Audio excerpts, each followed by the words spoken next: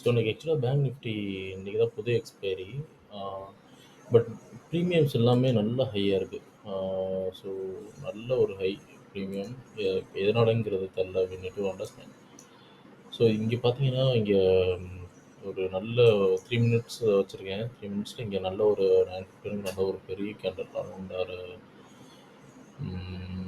Open close மட்டுமே கிட்டத்தட்ட ஒரு 300 பாயிண்ட்ஸ் இந்த ஒரு பர்டிகுலர் ஒரே சிங்கிள் கேண்டில்.